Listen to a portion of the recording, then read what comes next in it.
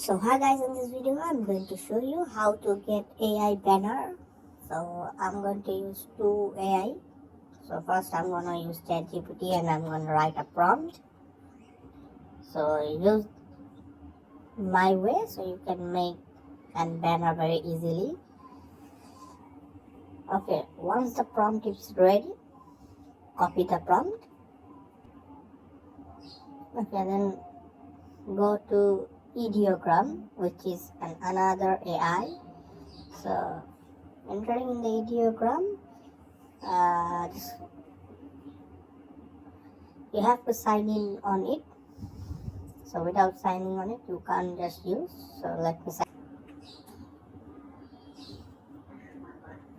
So okay, so once you have completed your signing, just paste the prompt which you have got from ChatGPT and wait for the process is being done.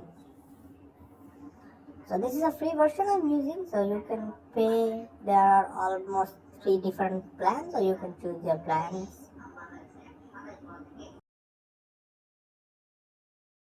So you can see the generation completed, so you can choose your desired banner from any of the photos. So I'm gonna choose a one from here.